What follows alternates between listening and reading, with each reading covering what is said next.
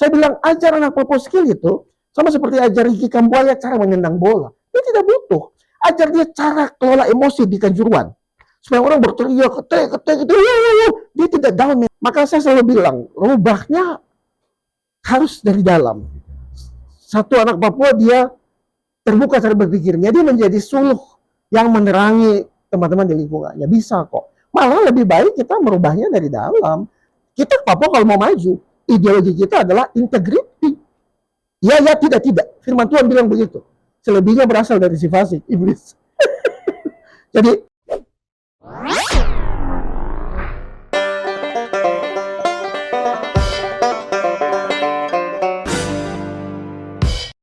hai, halo, salam jumpa bersama dengan saya Yuda di podcastnya RRI Sorong dalam Torang Bicara tentunya. Saya punya tamu spesial saat ini di podcastnya RRI Sorong dan kita akan berbicara tentang impian-impian seorang anak muda Papua yang tentunya mempunyai tanggung jawab besar untuk memajukan daerah tercinta Papua tentunya. Nah, penonton podcast RRI Sorong, kalau kita berbicara tentang Asta Cita tentunya, ini harus menjadi barometer agar perjalanan pembangunan 5 tahun ke depan seperti yang diinginkan bisa tercapai tentunya. Dan Asta Cita ini menjadi panduan baik untuk seluruh masyarakat, tidak saja tertera di dalam dokumen negara, tetapi sejatinya Asta Cita harus tertanam di hati setiap warga masyarakat. Papua juga termasuk di dalamnya agar apa yang menjadi impian dari Asta Cita ini betul-betul bisa tercapai. Saya tidak mau berlama-lama lagi, segera saya akan memperkenalkan tamu spesial podcast saya kali ini, ada Kakak Jose. Selamat datang di podcast RRI Sorong. Terima kasih. Dan selamat berkudapa. Selamat berkudapa. Keren kan? Oke, ini perjuangannya cukup setengah mati untuk bisa mendatangkan kita membuka ke satu ini di studio kami podcast. Apa kabar kalau Jose? Baik, sangat baik. Terima kasih. Ya, ini lagi ada kegiatan apa nih sampai bisa ada di Sorong dan bisa kita bawa langsung, kita culik ke sini? Kemarin dalam rangka HUT Kabupaten Sorong Selatan, kemudian ke Sorong, Kota Sorong untuk adik-adik pemuda bikin kegiatan pelatihan SDM juga untuk orang asli Papua. Jadi mereka undang, saya termasuk di beberapa narasumber. Oke. Dan itu yang menjadi fokus Kakak Yosi sekarang ya? Ya. Untuk betul. Anak-anak muda yang ada di Papua ini tentunya ya. Berbagi. Ya. Biasanya Kakak Yosi apa yang ditularkan, yang ditransfer kepada mereka? Cara pandang yang lebih baik tentang diri mereka, diri sendiri. Karena saya percaya orang Papua itu punya banyak sekali sumber daya, berlimpah, banyak kelebihannya, kemampuan. Tapi dia sendiri tidak sadar, paling tidak belum sadar. Kesadaran itu yang jadi bagian dari saya punya program selama ini, datang dan bicara kepada mereka, jelaskan, beritahu kenapa harus bagaimana, sehingga saya bisa pakai istilah anak-anak muda Papua ini seperti superhero yang belum ketemu secret powernya, kayak Spider-Man belum ketemu itunya, apa namanya, laba-labanya ya. Jadi dia ya seorang yang culun, lemah, kelihatan jelek, padahal kekuatannya ada. Kekuatannya itu adalah kesadaran budaya, hal-hal luar biasa yang tersimpan, tapi seumur hidup itu tertutup oleh bayang-bayang kelabu akibat mungkin cara dia dibesarkan, lingkungan, lain-lain. Dan untuk menemukan power yang tersimpan belum semuanya terblow up itu membutuhkan orang-orang yang punya seni, bisa melihat dan bisa mengangkat itu. Salah satunya seperti Kakak Jose begini toh. Ya, anak Papua itu, orang Papua itu prasangkanya cukup tinggi ya, Bang Yuda. Jadi ini bukan soal apa yang disampaikan, atau mungkin bahkan bagaimana menyampaikan, tapi siapa yang menyampaikan. Karena mungkin teman-teman seperti Bang Yuda dan teman-teman yang lain, lahir besar Papua, punya hati. Tapi kita jadi tak salah juga ya.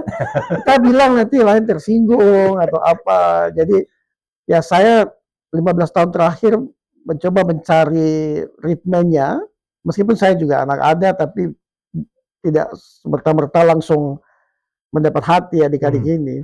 Nah, sampai pada ya tahun ini lah bisa dikatakan mereka siap ya untuk buka hati. Karena kan hati manusia itu seperti pintu yang gagangnya cuma ada di dalam. Jadi cuma dia boleh buka kan. Kita cuma bisa ketok ya. Bahkan di lukisan Tuhan Yesus saja Ya. Tuhan Yesus cuma mengetok, yang bisa buka yang punya hati.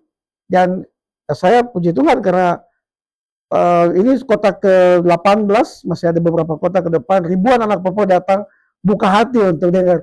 Kakak bicara sudah, kita mau. Jadi, Tapi kalau kita boleh tarik garis ke belakang, siap. Kakak Jose sejak kapan betul-betul fokus untuk apa yang Kakak Jose kerjakan saat ini? Saya balik dari Jogja tahun 2010, menikah, kemudian saya mulai saat itu. Sempat masuk kampus cuma sebentar, masuk ke sekolah, kemudian yang lama di perusahaan outsourcing, saya membantu HRD, saya sendiri pun adalah HR manager, dan karena anak Papua kalah dalam berbagai segi, saya sering komplain gitu, kenapa tidak ada space untuk pelatihan. Kalau mereka bersaing secara terbuka ya pasti kalah, tapi perusahaan menolak. 2018 saya resign, sehingga sejak 2019 full time dalam kegiatan pelatihan dan memberikan motivasi. Hanya COVID datang, selama COVID saya belajar ilmu baru lagi yang lebih masuk ke inti, ada semacam simple hipnoterapik ya. Karena saya menyadari bahwa rupanya anak Papua ini ada masalah bukan di saat ini tapi di masa lalu.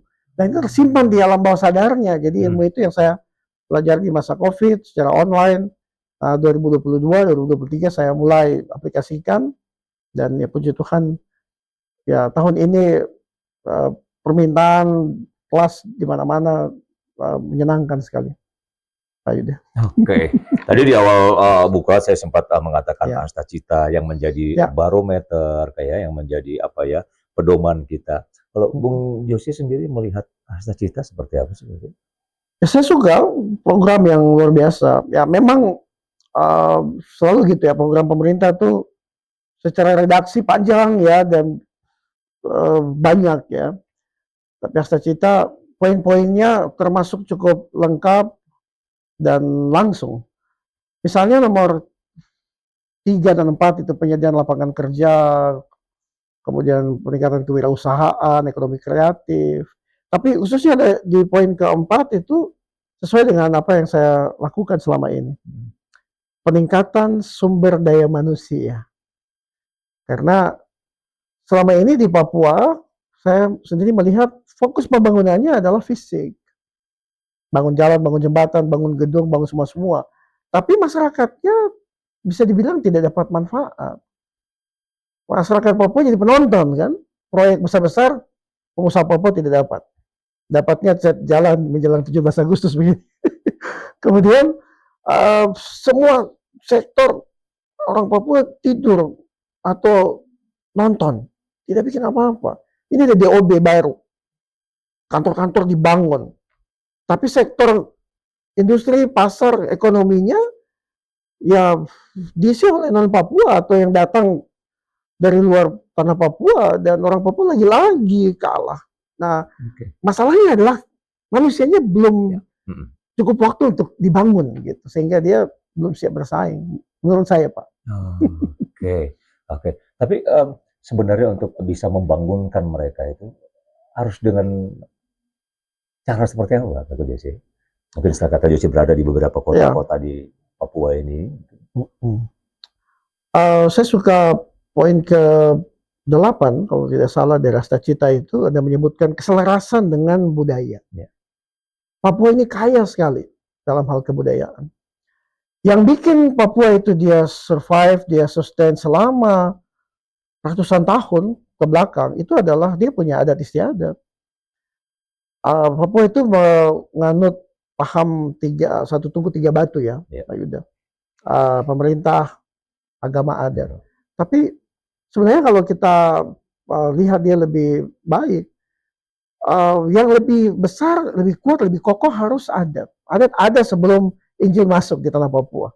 Injil masuk, kemudian pemerintah Belanda bangun biro di sini, peralihan Indonesia mulai bikin kantor. Jadi adat, agama, baru pemerintah. Pemerintah muda sekali usianya. Lagi pemerintah Indonesia menjelang 80 tahun. Adat sudah ratusan tahun, mungkin bahkan ribuan tahun. Masyarakat budaya di Papua itu akhir dari rahim tanah ini. Rahim adat, istilah adat. Nah, adat di Papua ini dia mengalami apa ya? Dia tergerus habis. Orang Papua kalau ditanya sekarang, Pak Yuda, mereka bingung, mereka siapa gitu.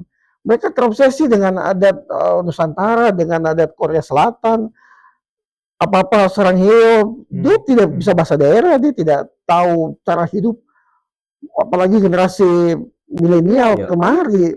Sudah, dan seorang penulis hebat bilang, kalau kehilangan uang itu tidak apa-apa, kehilangan waktu rugi sedikit, kehilangan identitas atau karakter, mending tidak usah hidup.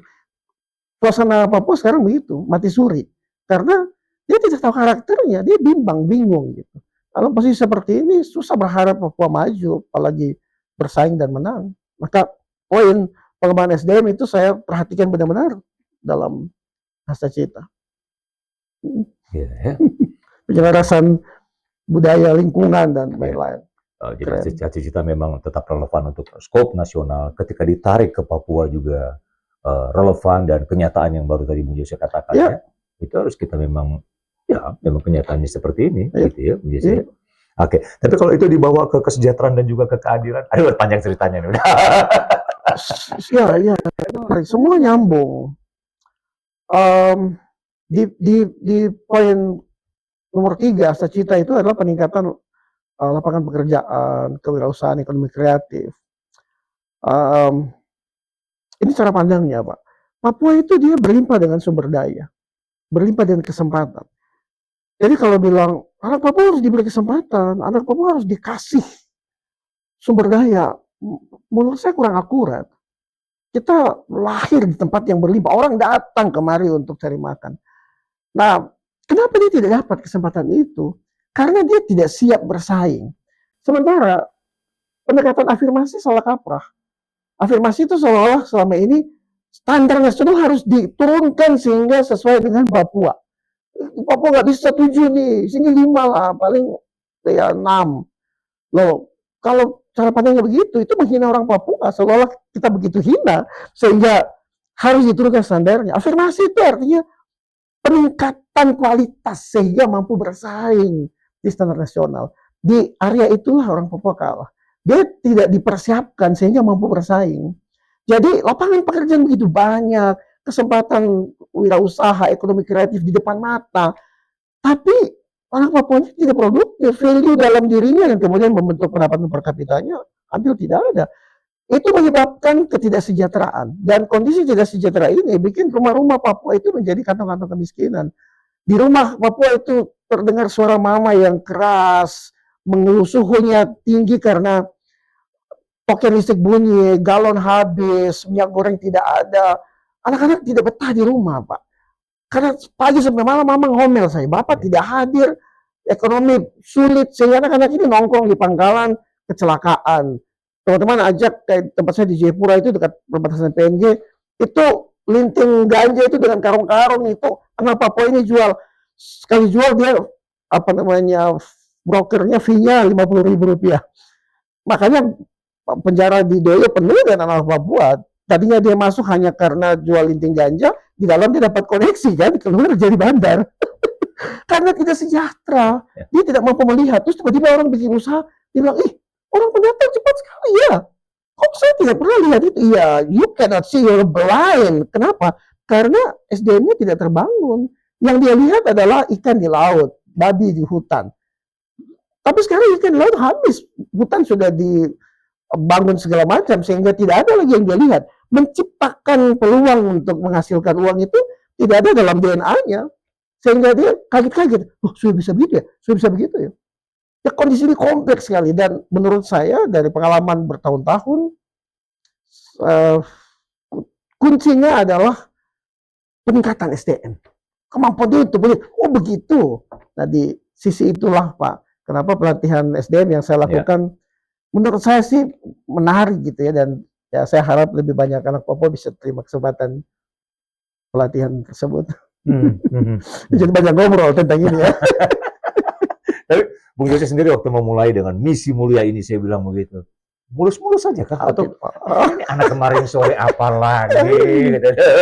Wah, tidak. Ini hal yang bahkan di Indonesia pengembangan SDM itu bukan hal yang menarik, yang diprioritaskan. Ari Ginanjar bertahun-tahun sodorkan itu ke Kementerian Pendidikan dan lain-lain, tidak ada yang terima. Makanya Indonesia susah maju, sementara Kuala Lumpur dan Singapura itu sudah jadikan pengembangan SDM sebagai bagian dari kurikulum sekolah. 3 kali seminggu anak diajar pendidikan karakter. Nah, apalagi di Papua, waktu saya balik dan mulai beraktivitas, saya merasa, oh tidak bisa, kita tidak akan bisa maju kalau manusianya kayak begini modelnya. Jual tanah, dapat uang 1 miliar, bagi keluarga berangkat semua hancurkan. Kembali uang 0 rupiah, jual pinang lagi. Kesempatan begitu banyak, tapi tidak ada manfaatnya.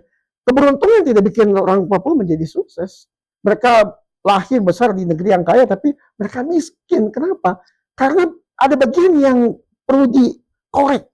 Sebenarnya tidak banyak, tapi itu tidak pernah diidentifikasi saja. Dan pemerintah tidak pernah beri fokus. Ada Badan Pengembangan Sumber Daya Manusia di nomenklaturnya OPD, provinsi atau kabupaten kota mungkin. Tapi itu untuk ASN, bukan untuk masyarakat. Pembangunan manusia itu orang kurang paham. Jadi waktu saya mulai, keluarga besar bilang, kita baku tambal untuk kok kuliah. Kok kenapa tidak ASN? Tidak pegawai. Ya saya harus menghindari banyak acara keluarga, kan pertanyaan seperti itu. Tidak kerja. Orang Papua bilang kalau belum pegawai, belum kerja. Iya. Bertahun-tahun ya. Jadi, ya dan waktu, ini bukan bidang yang menarik ya. Hari-hari ini saja media sosial muncul orang, Kakak Jose, waktu saya posting, mau bikin kegiatan, ratusan bahkan ribuan orang datang. Dulu kegiatan saya bikin dari kelurahan, yang datang 10 orang. Saya cari ke rumah-rumah, ayo. Tapi ya Tuhan memberkati kerja keras, Pak. So it's about the time. Pada waktunya, setelah orang lihat, memang kita butuh ini. Karena ada hasilnya. Anak Papua dapat kerja, beberapa tembus LPDP S2 di luar negeri, dan banyak hal positif lain karena dia mulai tersadarkan, oh saya itu tidak seburuk itu ya. Saya sebenarnya bisa ya. Iya, aku saja yang tidak mengakui. Ya tidak gampang, Pak. Tapi ya ini pun baru mulai saja. Hanya saya melihat jalan mulai terbuka di mana-mana. Tuhan baik. Tadi Pak Jose sempat bilang, dikorek sedikit. Ya. Korek yang mana nih? Karena dengan mindset pemikiran sudah terpatri seperti itu, cukup sulit pasti mau merubah. Sulitnya mengidentifikasi dulu. Ada tukang pipa, dia disuruh datang ke mall karena keran mampet. Terus dia jalan keliling 3 jam tuh di mall, super mall besar. Setelah sampai, sama ownernya dikasih tahu di sini ya, jadi bawa palu, dia ketok, tok, jalan semua. Waktu ditagih invoice-nya, dia bilang ya $10.000. Mahal sekali cuma untuk 5 kali ketok. Dia bilang ketoknya gampang, menentukan di mana mengetok itu yang susah. Jadi masalah Papua itu sebenarnya sederhana, menentukan duduk permasalahannya. Selama ini baku cari sampai seolah-olah ini orang Papua itu influenza, datang ke dokter, dokternya salah diagnosa, dia kasih antibiotik tinggi, akhirnya keracunan obat dan segala macam. Padahal menurut kajian yang spesifik mengenai ilmu kemanusiaan, antropologi, fisiologi, masalah Papua cukup sederhana, Pak. Dan saya bisa dikatakan, puji Tuhan, berhasil memetakan itu saya bawa keliling untuk ajarkan. Jadi kalau caranya, sebenarnya kita bisa mencapai progres dalam 10-20 tahun ke depan menjelang Indonesia Emas 2045, hanya dikorek saja istilahnya. Setelah dia tahu, dia kayak, kalau Pak Yuda mungkin penasaran, boleh lihat konten-konten saya, coba lihat di komen-komennya. Anak Papua yang sudah ikut, dia akan kasih testimoni. Atau ketika Kakak Jose di Facebook, nanti akan muncul orang bikin postingan dan dia cerita, saya datang 1 hari saja, dan saya jadi tahu, oh Saya sebenarnya seseorang menyentuh bagian itu yang sulit sebenarnya mengetahuinya ya. Setelah dikasih tahu dalam sisi 1 hari, dia jadi sadar kayak, hah. Jadi satu waktu kalau Pak Yuda berkesempatan boleh datang, nih Bapak akan lihat. Jam 9 pagi saya mulai materi sampai jam 12 siang, itu 3 jam. Biasa panitia di daerah bilang, kakak ini di Randol terlalu lama 3 jam, kita masukkan entertain ya. Saya bilang tidak usah, tapi mereka paksa. Dikomplain sama pesertanya. Tidak usah, menyanyi nanti. Panitia bilang, kita bikin acara biasa, orang itu tidak suka dengar materi, mereka sukanya entertain. Materi kakak Jose ini orang malah tolak, mereka mau dengar saja gitu. Ya karena apa yang didengarkan itu bagian dari kehidupan mereka. I speak about their life, tiap hari itu yang dialami. Sehingga waktu dia dengar, seolah-olah kakak Jose sedang bicara saja. Kok dia bisa tahu sih bahasa kecil kayak begitu? Itu saya loh yang dia bilang gitu. Semua. Dan ya ambil sampel di mana saja, di Remo, di Bosesen, di Papagaram, di Pelabuhan SDP, semuanya sama Pak, anak Papua, Pinanwatan sampai Papua Selatan. Model manusianya mirip karena lingkungan yang membesarkan itu sama. Tanpa bapak, panggil mama kakak, panggil nenek itu mama, di rumah suasananya negatif, anak-anak tanpa orang tua, bapaknya tidak hadir. Hal-hal itu adalah bagian paling buruk yang membentuk karakter manusia Papua. Sehingga tarik benang merah mirip semuanya. Di mana-mana saya tanya, satu pertanyaan, semua angkat tangan jawab. Saya bilang, tidak beda. Ujung selatan Papua sampai Papua Barat Daya. Sama semua.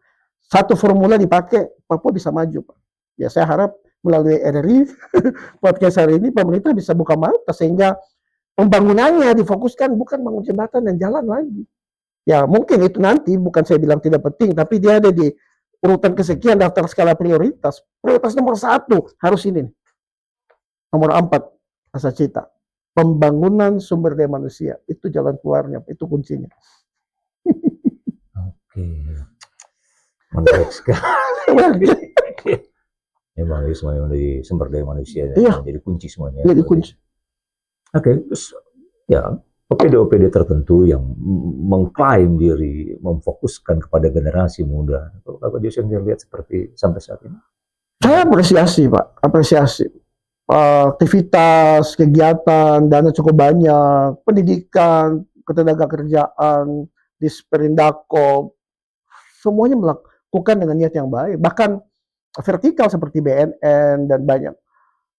Hanya tadi Pak, kalau kita kerja bareng, diagnosanya belum ada, identifikasinya masih salah, ya kita seperti hambur garam di air laut. Datang kegiatan, saya diundang berkali-kali. Tonton gitu. Ini bikin apa ini? Pelatih AC datang di kota Jayapura. Satu kelurahan mengundang anak-anak jalanan, beli pelatihan AC supaya kamu jangan nongkrong, jangan isap aibon lagi, meresahkan warga. Kamu dikasih skill AC supaya setelahnya kamu bisa reparasi. 1 minggu pelatihan, minggu berikutnya semua AC di kota Jayapura rusak. Di pusat kotanya. Mereka rusak semuanya, kemudian mereka datang bilang, ongko, AC rusak, AC saya perbaiki. Saya bilang, you are preparing a bunch of terrorists. Anak-anak yang emosinya terguncang, mentalnya tidak stabil, kamu injek skill yang berbahaya. Besok meledak bom di kota Jayapura, kamu orang tanggung jawab. Itu salah pahamnya selama ini.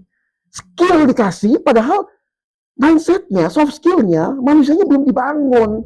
Teroris nanti jadinya.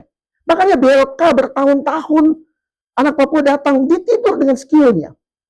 Tahun sekitar 20 tahun yang lalu, itu Jepang tutup kerjasama BLK Papua dengan negeri Jepang. Karena anak Papua pukul manajer di Jepang.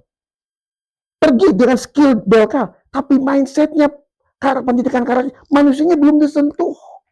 Itu masalah kita selama ini, Pak. Kenapa ASN pakai baju kaki tapi kelakuannya seperti orang tidak sekolah? Kenapa anak kuliah di luar negeri pulang kemarin tidak tahu mau kerja apa? Kenapa anak mahasiswa di kota-kota besar di Jawa bikin kacau terus kita malu? Karena manusianya belum dikorek. Dia punya semuanya, sumber daya melimpah.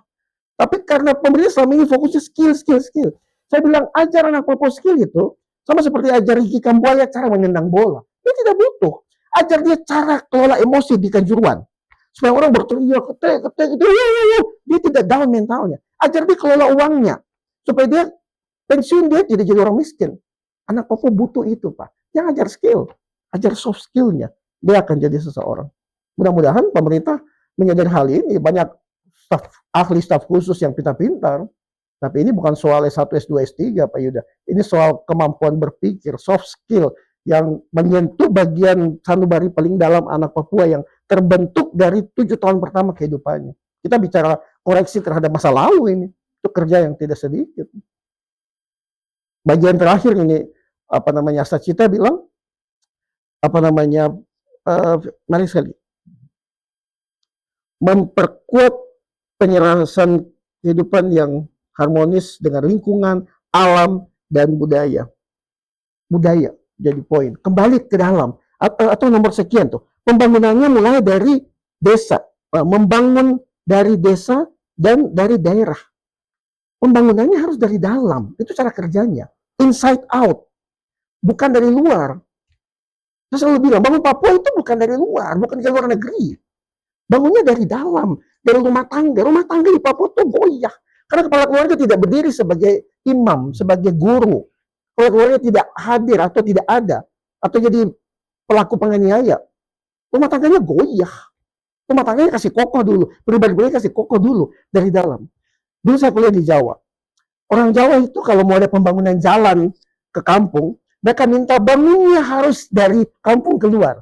Supaya kalau bahan bangunan habis, nanti habisnya di dekat kota. Jalan habisnya kamu bikin dari kota, habisnya sebelum sampai kampung. Itu cara orang Jawa maju. Bangunnya dari dalam. Dari Papua. Maka Asacita ini kalau boleh Pak Presiden dan Pak Wakil Presiden nonton, atau BP3 OKP, yang ketuanya adalah Wapres, pembangunan harus dari sini dong. Dari sini baru ke sana. Makanya Kakak Jose tidak tinggal di Jakarta. Kakak Jose dari Jayapura, karena matahari terbit dari timur, bersinar dari timur ke barat. Gak salah memang saya harus ngomong. Itu namanya makan puji, Pak. Orang Papua bilang makan puji. Tapi Kakak Jose, ya itu tadi Kakak Jose bilang Kakak Jose memang harus belajar banyak di luar Papua, sehingga sedikit banyak mempengaruhi pola berpikir. Dan harus kan memang anak-anak Papua, karena saya dengar kamu itu memang harus ke Jawa sana biar tahu kerasnya kehidupan di tempat di sana. Emang harus begitu? Masa keras kehidupannya sampai ke Jawa sih? Di Papua kan juga bisa gitu. Ya.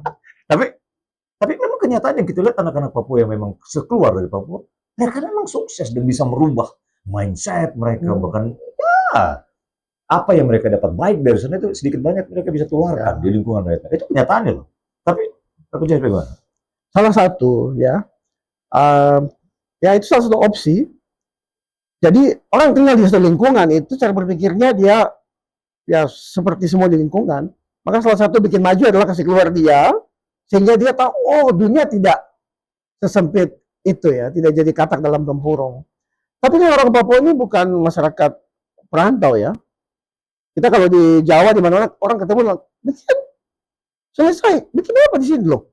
Mungkin tidak bisa merantau kerja di Jakarta kan? Seolah-olah memang harus pulang, dan memang ini masyarakat yang tinggal bersama-sama komunal. Sehingga kalau opsinya harus keluar, ya udah berat. Maka saya selalu bilang, rubahnya harus dari dalam. Satu anak Papua dia terbuka cara berpikirnya, dia menjadi suluh yang menerangi teman-teman di lingkungannya. Bisa kok. Malah lebih baik kita merubahnya dari dalam.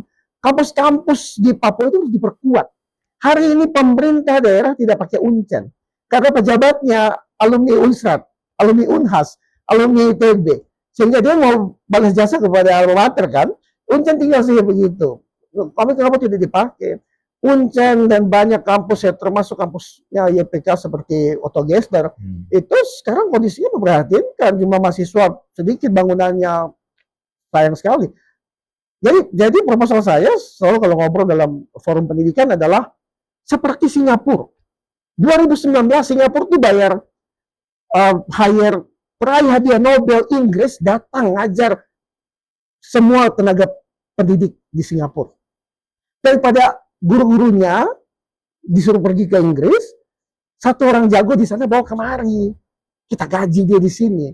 Jadi kalau sistem pendidikannya dibenahi dengan cara demikian, tidak ada masalah anak Papua tersangkut di luar negeri toh.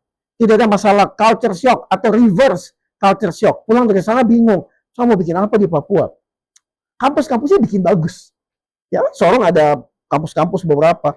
Terus sepertinya kampus pemerintah belum ada ya di Papua Barat Daya ya. Sudah ada kabar bagus dari Menteri Pendidikan. Sedang diupayakan ya. Ya, Bagus, harus ada sehingga itu dititik beratkan.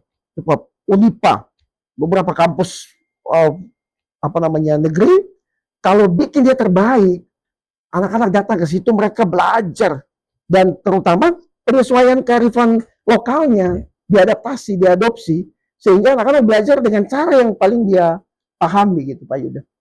Dia tidak culture shock tinggal di luar Papua atau di luar negeri. Mungkin pendekatan demikian bisa dicoba. Tapi Kak Jo, kita coba lihat pengalaman Kak Jo selama di Jawa. Kata orang-orang juga suka bilang begini, kamu kalau sampai sekolah atau menuntut ilmu lah di luar Papua, jangan komunitasmu juga anak-anak Papua di sana. Ya. So what do you think? Saya kuliah di Jogja tahun 2002 masuk. Saya punya papa, pesannya cuma satu. Jangan ke asrama Papua. Fokus saja. Saya tidak mengerti. Sampai belakangan ini saya baru sadar bahwa ya itu pengingat orang tua yang menarik. Karena kalau saya ke sana kan, saya akan merasa, oke, ini seperti di Jayapura, teman-teman duduk cerita, omong kosong, mungkin baku ajar, jalan-jalan, minum. Dan ya sangat disayangkan asrama-asrama dan tempat komunitas saudara-saudara kita adik-adik Papua sekarang itu justru bukan tempat yang produktif, yang membangun. Justru beberapa tinggal bertahun-tahun jadi mahasiswa abadi. Jadi saya setuju tadi Pak Yuda bilang, waktu keluar itu kesempatan kita belajar. Kampus itu saat ini orang bilang tidak penting lagi kuliah, karena ilmunya itu sudah bisa kita dapat secara online dan lain-lain. Tapi yang bikin kampus sudah hebat bukan disiplin ilmunya, tapi environment-nya. Datang ke situ, lihat, wah, ini kampus berdiri dari tahun zaman dulu kala. Ini dosen-dosen yang hebat dia, waktu dia ngajar, saya lupa materinya apa. Tapi energi yang dia tularkan itu, wah, saya ingin jadi seperti dia. Saya ingin kayak gitu. Spirit yang terbangun, orang dari Palembang datang, orang dari Borneo datang, dari mana-mana, anak-anak Jawa di situ. Lihat mereka punya cara hidup, cara berpikir. Kita pikir, oh, saya selama ini belum hidup ini. Saya belum sadar nih. Waktu saya balik ke Jayapura, saya pikir, oke, saya mau ini, saya mau itu, saya tahu apa yang harus saya lakukan.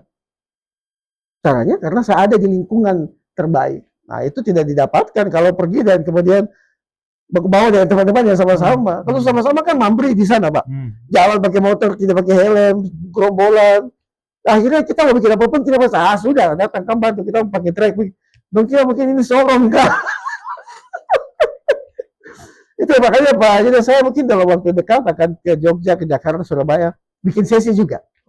Ya, adik-adik kita supaya kita bicara dulu, supaya kan kuliah tepat waktu pulang, jangan terlalu baku tipu nih orang tua punya gaji pensiun. Pulang bangun Papua sudah. Kasih tahu mereka apa yang perlu dilakukan di sini, itu ada banyak kesempatan. Salah satunya itu. Wah. Kamu bantah apa lagi anak Papua? Langsung oknum bilang langsung. Banyak yang tersinggung. Saya bicara banyak tersinggung. Saya bilang, tersinggung terlibat toh. Saya tidak ada siapa-siapa. Orang Intel datang ke saya punya sesi. Mereka pikir, ini dulu bukan orang Papua segini banyak, ini pasti apa ini? Bicara apa? Tapi yang mahasiswa yang kritis pikir, ini tidak mungkin ya, dia sendiri yang bikin. Di belakang dia pasti, ini dia kaki tangan intelijen. Jadi banyak soal mirip. Tapi setelah waktu berjalan, mereka datang, mereka dikasih, tidak ada uang 0 rupiah, Pak. Kuasa Tuhan saja. Saya percaya, saya datang kemarin, panitia lokal, mereka bikin kegiatan, tanya, kakak, kami kasih berapa? Saya bilang, ya, kamu ada uang, kamu kasih. Kalau pemerintah kasih, jawab kamu proposal, ya bagi saya sedikit, supaya saya bantu teman-teman lain di Jayapura. Tapi kalau tidak ada, ya sudah, akomodasi saja, barang jalan. Menarik sekali, memang menjadi pemuda inspirasi untuk muda-muda Papua yang terima kasih, juga deh, Pak. Terima kasih. Bung Gizi. Bung Gizi, kalau lihat keadaan pemuda-pemuda Papua saat ini, apa sih yang menjadi kebutuhan utama mereka? Spiritual and cultural awakening, kebangkitan budaya dan rohani. Dua hal itu. Sadar kamu tuh siapa dari pendekatan budaya. Tahu, kau itu siapa? Kau orang Biak. Tahu Waiman Susu kan tidak? Biaknya di mana? Sowek. Tahu buah bakau yang makan 4 hari kenyang tidak? Hal-hal itu anak Papua tidak tahu gitu. Kekayaan budaya yang luar biasa. Kalau kau orang Tabi, orang Sentani, tahu filosofi Kampak Batu kan tidak? Itu apa? Buta, tidak tahu. Padahal ada kekayaan luar biasa. Sebelum kemarin Pak, saya diskusi dengan Yayasan Harapan Ibu. Mereka sedang bikin program di pinggir Danau Sentani. Mereka mau adaptasi rumah Ondoafi, kepala suku Sentani, untuk jadi shelter, rumah perlindungan untuk korban KDRT. Kalau kamu dianiaya atau kamu mau melapor sesuatu, kamu datang ke sini. Katanya Kak Yusuf, kami undang kita ngobrol. Itu terinspirasi dari filosofi orang Sentani, rumah Ondoafi itu perlindungan. Siapapun bikin kesalahan atau mau melapor whistleblower, datang saja begitu masuk di pagar Ondoafi, kamu aman. Saya bilang keren, idenya bagus. Pertanyaannya, rumah Ondoafi sekarang dia sama tidak dengan rumah Ondoafi selama ini? Karena saat ini kepala sukunya tidak identik darah biru. Di kampung saya ada 4 Ondoafi mengaku diri, entah yang mana yang benar ini. Kalau dia bukan yang sebenarnya, dia pelayan rumah, dia kusir, dia pelayan di dapur, kemudian dia angkat diri, dia tidak punya powernya. Rumah adat itu kehilangan sihirnya, sehingga apa yang teman-teman usahakan itu justru jauh panggang dari api. Tempat itu tidak ada kuasanya. Budaya adat di Papua ini, dewan adatnya, mungkin lembaga masyarakat adatnya, dia datang ke pemerintah bawa proposal, mohon Pak Bupati bisa bantu saya ke. Saya bilang loh, adat sudah ada sebelum pemerintah ada loh, bahkan sebelum agama. Ngapain ada butuh verifikasi untuk legitimasi dari Kesbangpol? Adat harus punya power seperti Sultan di Keraton Jogja. Negara bikin penyesuaian untuk keraton, bukan sebaliknya keraton menyesuaikan. Itu yang salah pandang, salah kaprah selama ini. Maka kalau ini tidak disesuaikan, tidak ada cultural awakening, Papua tidak bisa maju. Nah, Papua dia punya secret power, tapi dia lemah. Karena dia tidak pakai itu, dia tidak makan buah bakau dari Sowek. Dan spiritual awakening. Ayat Alkitab satu pun tidak hafal. Saya sudah buka, anak-anak demo di kantor DPR, turun, saya bilang, kok buka kitab Zefania sekarang? 2 ayat 3. Cari sampai mau setengah jam, tidak dapat. Dia pakai HP kan? Pakai Alkitab, tidak tahu. Buku Sakaria di mana, Zefania di mana. Tidak tahu sekolah minggu, tidak pernah lihat pintu gereja, spiritualnya kosong. Baru mau maju bagaimana? Akhirnya demo-demo tiba-tiba bawa masuk kasih jabatan, hilang. Ya, kemudian di dalam sunyi, tidak bicara apa-apa lagi. Gampang dibeli, tidak punya integritas. Makanya saya istilah Papipa, Papua Tibu Papua. Karena ada hal itu, secara kultural tidur, secara spiritual mati. Jadi, apa mau help kalau begitu? 2 hal ini. Dan jembatannya untuk membangkitkan 2 hal ini, cita ini, pembangunan SDM. Ini saja, ini negara sudah lakukan. Masa kita mau minta Prabowo dengan Gibran lagi yang duduk untuk timnya? Mereka tidak tahu. Pemerintah daerah di sinilah yang paham masyarakatnya. Tim staf sus dan staf ahli yang harus duduk untuk bahas barang ini. Apa pendekatan terbaik yang paling cocok untuk orang Moi? Kenapa orang Sorong di kota Sorong ini jadi minoritas? Saya datang berkali-kali ke Sorong ini, ke warung, kemana ya? Sudah didapat dan dibagi di kota ini kan? Semua non Papua. Orang Papuanya tersingkir. Kenapa? Kalau bersaing. Mau salah siapa? Ini kota besar. Feng shui-nya luar biasa di kota ini. Semua orang datang dengan kapal feri SDP, dengan kapal putih, pesawat datang ke sini.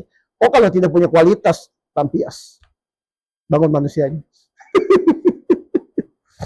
Tidak ada jalan lain. Tidak ada jalan lain. Dan risikonya kepunahan, Pak. Orang Papua dari beberapa tahun lalu, beberapa juta, sekarang sudah 3 juta downhill. Sedikit lagi sudah 1 koma nih. Habis. Sementara Papua Nugini itu 6 juta. Kita berangkat di angka yang sama, tapi di sini habis. Punah. Kalau bukan punah ras, masyarakatnya, rasnya. Karena laki-laki Papua bilang, yang orang Papua tidak boleh kawin pendatang. Tapi kalau laki-laki boleh. Akhirnya saya faham Ohe. Nanti saya punya anak kawin non Papua, fahamnya Ohe tapi sudah 50%. Saya punya cucu, fahamnya masih Ohe, kawin. Nanti besok ini faham Ohe, faham beda, faham Malak, faham duit. Tapi orangnya sudah beda, rasnya punah. Ini mau menyelamatkan ras, mau menyelamatkan faham. Tidak jelas. Semua segi kompleks sekali. Punah, Pak. Punah. Dan kepunahannya tidak lama. Kurang dari 100 tahun ini. Satu abad ke depan nanti kita baca orang Papua di sejarah. Ini pernah ada orang kulit hitam seperti orang di Vanuatu, seperti Solomon Island, yang jadi bagian dari NKRI. Di pulau besar ini. Siapa mereka? Museum. Ya, hidup dan mati. Serius itu, Pak, emergensi. Saya langsung jadi rumit. Rumit, harus, Pak. Selamat, bagus. Harus merasa rumit, Pak. Jangan bilang, tolong bisa, Papua kota. Tidak. Ini orang Papua, kalau bilang Papua baik-baik saja, orang baru tidur di got mana, baru bangun. Dan yang juga saya ingin menarik perhatian teman-teman adalah yang lahir besar Papua, non Papua, tapi lahir besar Papua yang punya hati datang kerja di sini. Saya ketemu dengan teman-teman dari Telkomsel, dari beberapa kementerian dan NGO. Saya bilang, kita butuh sekali teman-teman yang punya hati. Makanya kemarin mereka bikin kegiatan, saya datang. Itu beragam, bukan anak Papua saja. Beberapa anak mereka kerja di sini. Saya bilang, kan teman-teman tidak mau tega toh, kayak lahir besar sini, darahnya saudara Papua kan, lahir besar Papua. Terus lihat saudara-saudaranya kayak gitu, kita bingung, bagaimana caranya? Tapi saya mau bikin apa? Atau yang datang kerja di sini, masa sih pergi ke kantor lihat anak-anak Kokoda atau anak-anak GNM begitu-begitu. Terus kita kayak, masa bisa tidur malam hari, makan kenyang, bangun rumah di tanah Papua saat lihat Papua sedang menuju kehancuran dan kebinasaan, kepunahan? Harusnya tidak. Ya mari kita sama-sama sudah. Saya memang personal brandingnya adalah motivator Papua, di mana SDM OAP. Tapi itu branding. Saya mengajak semua yang punya hati untuk Papua. Biar saya jadi toa di depan, teman-teman lain di belakang. Karena kalau teman-teman Papua bicara, karena Papua mungkin agak tahan diri ya. Nah, biar kita kerjasama. Ya, terima kasih karena Pak Yuda kemarin datang ke kegiatan langsung tunjuk. Kerja saya, podcast. Oke. Tahu, terima kasih. Oke, di balik perbincangan ini yang akhirnya saya juga menemukan kok jadi rumit begini ya. Ya. Tapi masih ada asa tentunya di sana, harapan untuk lebih baik tentunya. Ya. Kita harus mulai dari mana katanya? Asa, betul. Firman Tuhan bilang, suluh yang redup tidak akan engkau padamkan, buluh yang remuk tidak akan engkau hancurkan. Masih ada harapan. Mulai dari masukkan pendidikan karakter ke dalam kurikulum sekolah. Kuatkan kembali pemahaman budaya. Dia tahu dia siapa. Identifikasi yang jelas tentang duduk permasalahan dan kemudian kerja. Itu saja. Tolong teman-teman, semua pihak tidak merasa Papua dan non-Papua itu sama. Tidak. Di antara Pulau Sulawesi dan Kalimantan saja, itu ada garis pembatas bumi. Ikan tidak berenang, ikan dari timur tidak berenang ke barat, burung dari timur tidak terbang ke barat. Alam tahu bahwa ini ada beda. Itu letak Bhinneka Tunggal Ika kan nomor 1. Keberagamannya itu justru menjadi keunikan yang kita harus angkat. Jadi jangan bilang, oke semua sama, Papua non-Papua, kita sama. Orang Papua itu 1855 ini baru masuk. 1910 di Tanah Tabi. 1956 di Kabupaten Jayawijaya. Saya punya nenek sendiri, kalau Bapak ke Jayapura di Fargunung, Tugu Mekartur, ada foto itu orang Sentani di pinggir Pulau Ayapo tuh tanpa busana. Setelah Perang Dunia Kedua, 1950-an, lo bayangkan. Nah, sementara orang Jawa itu, Sultan Agung datang 1631, Sultan Agung bertahta, VOC datang itu, Sultan Agung sudah minta pistolnya dibikin replika oleh santri di Gunung Kidul. Bayangkan perbedaan manusianya. Orang Jawa memahat relief di batu-batu candi. Jadi kalau sekarang daerah Kars itu maju dan masyarakat lokal itu miskin dan hancur, harus pertanyaan besarnya adalah kenapa? Kenapa nih kampung bersebelahan tapi orang Papua? Nah, secara antropologi harus dikaji. Tidak bisa bilang semua sama. Semua duduk sama-sama diajar, tidak bisa, tidak bisa. Anak Papua selalu di pojok belakang sana duduk menghayal. Dia tidak pakai baju sesuai seragam, tidak sarapan. Dia datang ke sekolah, bukunya cuma satu, dilipat, dia taruh di belakang. Dia tidak dengar. Dia pagi-pagi anak lain sarapan roti, dia sarapan KDRT. Dia lihat tante dipukul sama omnya sampai tali peru mau keluar. Kira-kira dia mau masuk apa dalam dia punya kepala? Yang di depan adalah anak-anak non Papua yang bajunya bersih, wangi, alat tulisnya lengkap, dia sarapan, dia fokus, dia ikut les setelah sekolah. Mereka yang dapat manfaat. Anak Papuanya sama sekali. Nanti guru baru ngajar, lempar pakai spidol, pakai kapuk, usir keluar, dia kumpul dengan teman senasib, sama-sama jadi geng di sekolah. Terus waktu ujian mereka gagal, kita bilang, anak ini bodoh nih. Bilang bodoh, anak ini atau sistemnya nih. Nah, hal ini dari akar rumput sampai hal paling besar, kalau tidak dirubah, kita tidak kemana-mana, Pak. Dengan dana otsus 20 tahun, sekarang masuk otsus jilid 2, BP 3 OKP punya program banyak, MRP punya gedung besar-besar, DPRK, adat otonomi khusus, semua berebut mau masuk untuk duduk situ. Bikin apa? Kalau tidak pernah mendiagnosa barang ini. Kita hambur garam biar laut sekali lagi. Semua bertanggung jawab.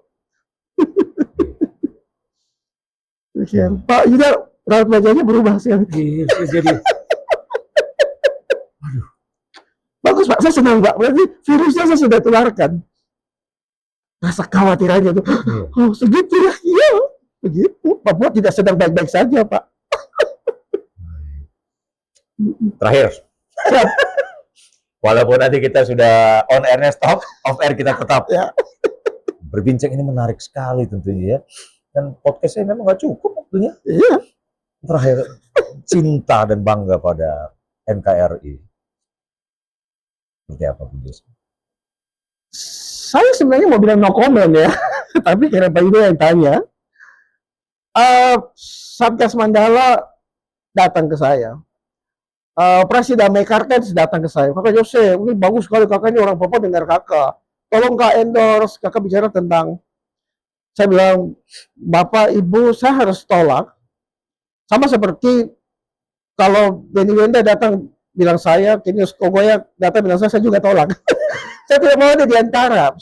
Saya mau kita gunakan semua sumber daya yang ada untuk bicara. Ini Papua itu dia tidak maju, salah satu juga alasannya karena terlalu banyak dikotomi, terlalu banyak klasifikasi. Oh siapa siapa. Sekarang 6 wilayah adat dibagi lagi. Orang bilang, kok orang Demberai, kok bukan orang Tabi, kok bukan orang Animha. Aduh, saya waktu kuliah di sebuah kampus besar di Jogja, Pak, saya presentasi di ruang kelas umum ratusan mahasiswa itu tentang kebanggaan budaya Papua. Saya bilang, di Jawa, anak-anak punya belangkon itu depannya mulus, belakangnya ada gerendel kayak gitu. Sehingga di depan bisa bilang G, tapi di belakang mungkin bisa panggal-panggal orang taruh dalam karung.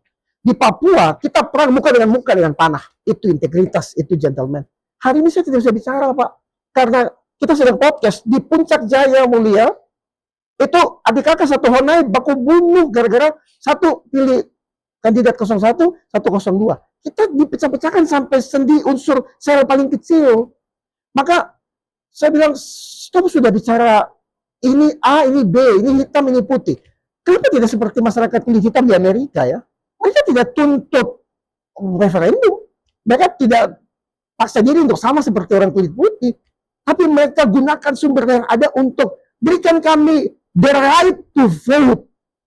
Sehingga Martin Luther King bisa bilang, I have a dream. Punya mimpi.